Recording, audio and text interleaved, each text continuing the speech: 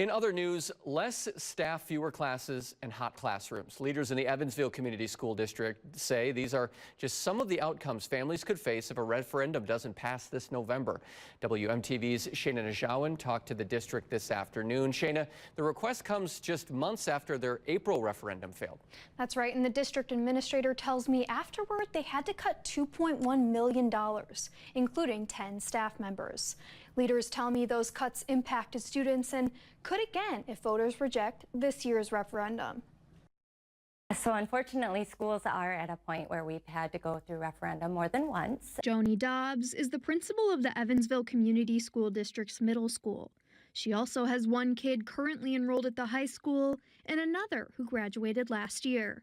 She was able to start college with significant number of credits, and those opportunities right now currently wouldn't be available to my son and to many other students. Dobbs says she is one of many parents worried about what will happen come November, and community members are faced with another referendum.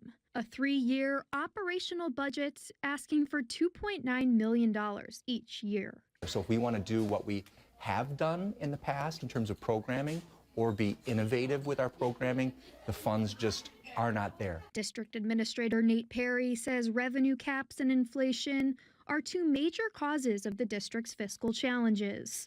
Fewer resources will be available to students if voters reject the extra funding like they did in April.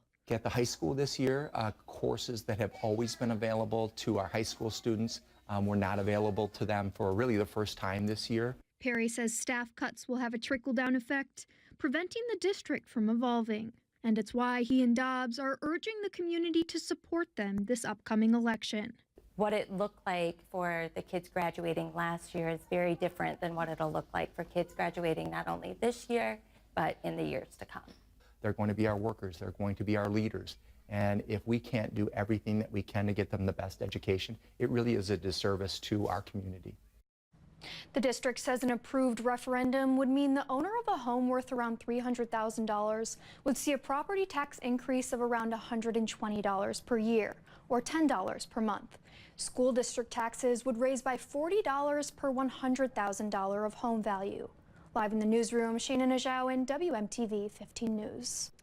Shayna, thank you. And several communities have referendum on the ballot this November. Specifically, if you vote in the city of Madison, there is a citywide referendum and 2 questions from MMSD. If you're curious about what your ballot looks like, you can go to myvote.wi.gov. With just over a month until Election Day, WMTV is your home for 2024 election coverage. From candidate visits to showing you what's on your ballot and how it will impact you, you can find everything on your election tab, WMTV15news.com.